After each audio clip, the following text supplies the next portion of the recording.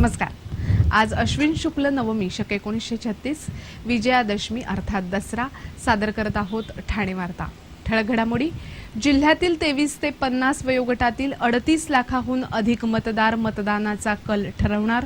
राज्याचा मुख्यमंत्री कोण होणार हे एखादं घराणं ठरवत नाही तर आमचा पक्ष ठरवत असतो, विनय सहस्रबुद्धे। आणि जिल्ह्यातील दसरा उत्साहात पारंपरिक पद्धतीने साजरा। या आणि इतर घडामोडी विस्तृतपणे पण काही क्षणातच। ठाणे वार्ता पहा श्रीस्थानक वाहिनीवर। आता सकाळी 9:15 पासून रात्री 9:15 पर्यंत ठाणे वार्ता, ठाण्यातील पहिलं दृकश्राव्य माध्यम। श्रीस्थानक वाहिनी ठाण्याची स्वतःची वाहिनी। ठाण्यातील घडामोडी, कार्यक्रम, वादविवाद, अगदी गाणी, नाटक याचा आनंद घर बसल्या पहा श्रीस्थानक वाहिनी। आपल्या ठाण्याचं हक्काचं व्यासपीठ श्रीस्थानक वाहिनी। ठाणे वार्ता आता संकेतस्थळावर देखील ठाणेवार्ता.com वर क्लिक करा आणि ठाण्याच्या घडामोडी जाणून घ्या। ठाण्यातील पहिलं ऑनलाईन माध्यम ठाणेवार्ता.com। नमस्कार मंडळी, दर रविवारी पाहायला विसरू नका। नमस्कार मंडळी, आपल्या प्रश्नांचं थेट उत्तर। ठाणे वार्ता पहा श्रीस्थानक वाहिनीवर। आता सकाळी 9:15 पासून रात्री 9:15 पर्यंत ठाणे वार्ता, ठाण्यातील पहिलं दृकश्राव्य माध्यम। सर्वप्रथम विजयादशमी अर्थात दसऱ्याच्या सर्व ठाणेकरांना हार्दिक शुभेच्छा। दसरा सण मोठा नाही आनंदा तोटा असं या सणाचं पूर्वापार योग्य असं वर्णन केलं जातं। दसऱ्याच्या निमित्तानं आज शहरात विविध कार्यक्रमांचं आयोजन करण्यात आलं होतं। घटस्थापना ते विजयादशमी या 10 दिवसात सर्वत्र मंगलमय आणि पवित्र अशी वातावरण निर्मिती झालेली असते। 3.5 मुहूर्तांपैकी एक मुहूर्त असल्यानं महाराष्ट्रात दसऱ्याला एक वेगळंच महत्त्व आहे। रामाचा विजयोत्सव आणि देवीनं केलेला महिषासुराचा वध या निमित्तानं दसरा सण साजरा करण्याची प्रथा आहे। पांडवांनी शमीच्या झाडावर ठेवलेली शस्त्र अश्विन शुक्ल दशमी म्हणजे विजयादशमीच्या दिवशी खाली उतरवली आणि त्याचं पूजन केलं। त्यामुळे दसऱ्याच्या दिवशी शारदेबरोबरच शस्त्रास्त्रांची पूजा करण्याचीही प्रथा आहे। घरोघरी शस्त्रांबरोबरच पाठ्यपुस्तकांचीही पूजा केली जाते। सर्वच धर्मांमध्ये वेगवेगळ्या पद्धती आणि परंपरेनुसार हा सण साजरा केला जातो। या दिवशी मुहूर्त पाहावा लागत नसल्यामुळे बहुतेक ठिकाणी नवीन कामाची सुरुवात या दिवशी केली जाते। सरस्वती पूजन करून देवीची पूजा केली जाते।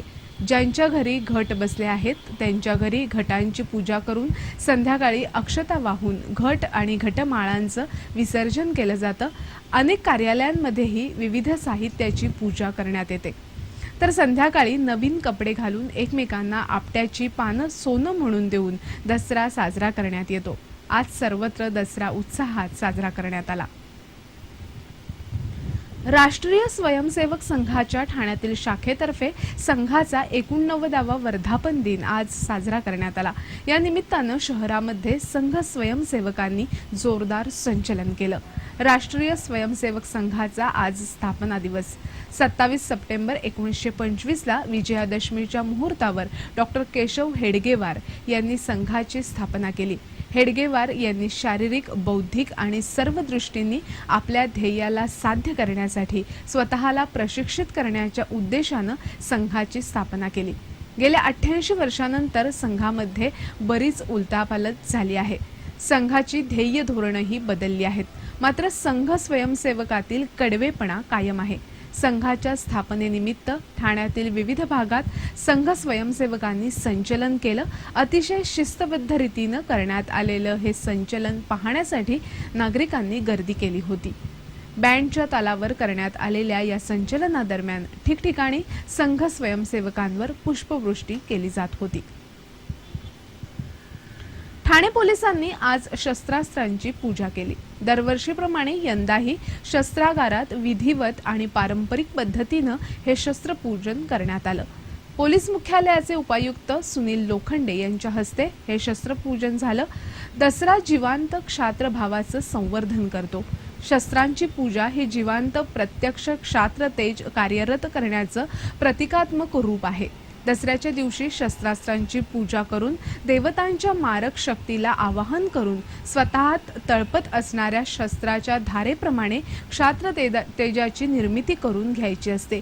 क्षात्र तेजाच्या प्रक्षेपणामुळे जिवांत क्षात्रभाव निर्माण होऊन प्रत्यक्ष मायेतील कर्म करण्यास गती प्राप्त होऊन येणाऱ्या प्रत्येक अडथळ्यांवर सूर्यनाडीच्या आधारे मात करणं शक्य होतं। म्हणून दसऱ्याच्या दिवशी क्षात्र लहरींना पूरक अशा प्रतीकाचं म्हणजे शस्त्रास्त्रांचं पूजन करणं हितावह असतं असा समज आहे। ठाणे पोलिसांनी पोलीस मैदानावर विविध प्रकारच्या शस्त्रास्त्रांची पूजा केली। ठाणे कारागृहातही शस्त्रास्त्रांची पूजा करण्याची पूर्वीपासून प्रथा आहे। कारागृहात मस्कत, रायफल, रिव्हॉल्वर, संगीन, जाळी, हेल्मेट अशा विविध शस्त्रास्त्रांची पूजा करण्यात आली। तर ठाणे पोलिसांनी संगीनींची विधिवत पूजा केली। यावेळी पोलीस आयुक्तांनी पोलीस कर्मचाऱ्यांना दसऱ्याच्या शुभेच्छा दिल्या। राज्याचा मुख्यमंत्री कोण होणार हे एखादं घराणं ठरवत नाही तर आमचा पक्ष ठरवतो असा टोला भारतीय जनता पक्षाचे राष्ट्रीय उपाध्यक्ष विनय सहस्रबुद्धे यांनी शिवसेनेचं नाव न घेता लगावला। भारतीय जनता पक्षाचे ठाणे शहर विधानसभा मतदारसंघातील उमेदवार संजय केळकर यांच्या प्रचार रथाचं उद्घाटन विनय सहस्रबुद्धे यांच्या हस्ते झालं। त्यावेळी त्यांनी हा टोला लगावला। युती आणि आघाडीशिवाय आता मतदारांपुढे भारतीय जनता पक्षाच्या रूपानं तिसरा सक्षम पर्याय आहे। राज्याला चांगल्या नेतृत्वाची अपेक्षा असून भारतीय जनता पक्ष ही अपेक्षा नक्कीच पूर्ण करेल असा विश्वास विनय सहस्रबुद्धे यांनी यावेळी बोलताना केला। फार्मनं यावेळी आपला पाठिंबा भारतीय जनता पक्षाला जाहीर केला।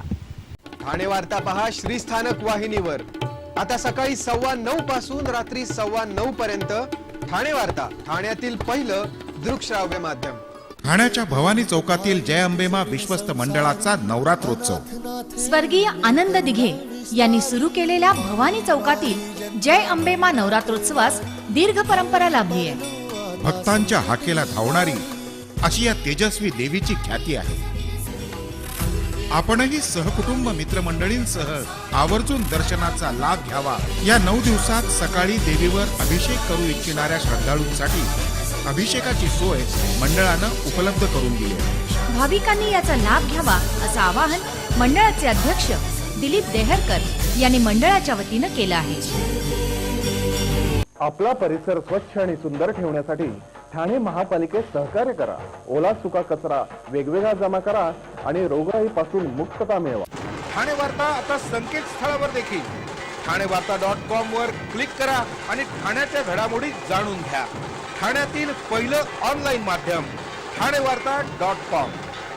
डॉक्टर आणि रुग्णांचं पिढ्यानपिढ्यांचं जिव्हाळ्याचं नातं म्हणजेच डॉक्टर बेडेकर हॉस्पिटल आता अत्याधुनिक सोयी सुविधा आणि तंत्रज्ञान युक्त वंध्यत्व निवारण केंद्रात IVF आणि टेस्ट ट्यूब बेबीची ही सुविधा।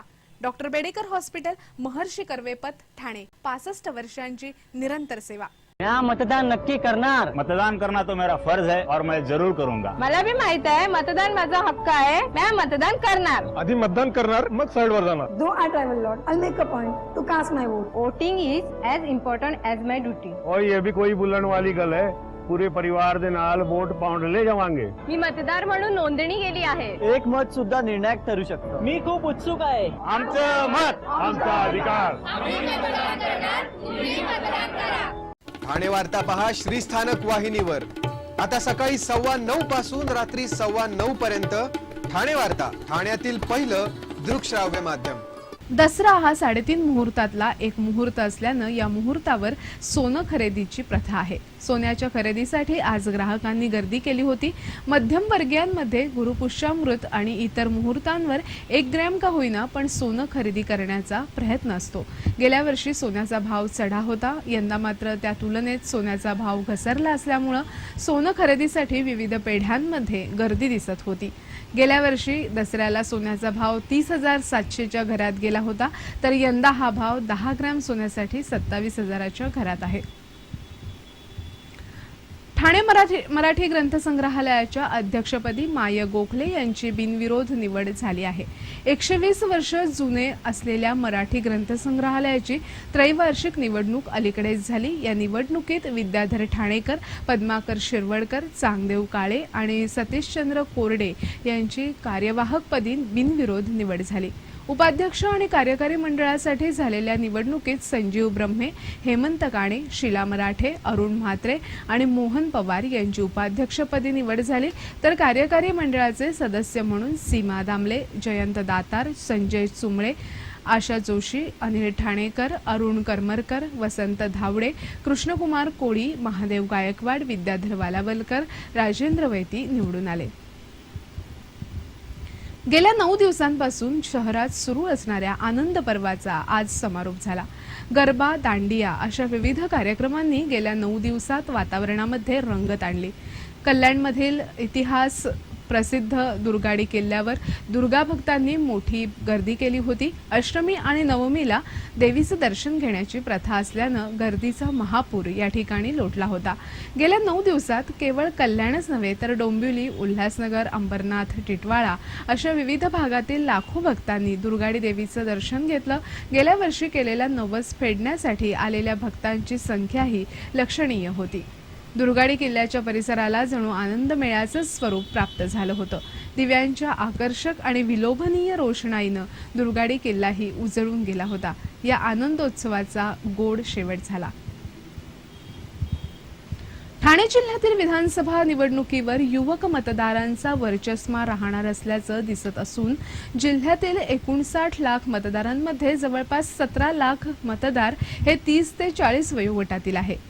जिल्ह्यातील 18 विधानसभा मतदारसंघात येत्या 15 ऑक्टोबरला मतदान होणार असून यामध्ये 23 ते 50 या वयोगटातील सुमारे 38 लाखाहून अधिक मतदार मतदानाचा कल ठरवणार आहेत.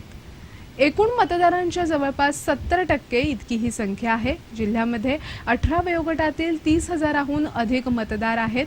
19 वयोगटातील 57,934, 20 वर्षाचे 73,285, 21 वर्षाचे 77,513, 23 ते 29 वयोगटातील 7,86,346, 30 ते 39 गटातील 17,261, 40 ते 49 वयोगटातील 14,02,226, 50 ते 59 वयोगटातील 9,15,092, 60 ते 69 वयोगटातील 4,80,123, 70 ते 79 वयोगटातील 2,19,929, तर 80च्या पुढे असलेले 93,548 मतदार जिल्ह्यात आहेत. यावेळी मतदानात जसा युवक वर्गाचा प्रभाव पडणार आहे तसाच ज्येष्ठ मतदारांचाही प्रभाव असणार आहे.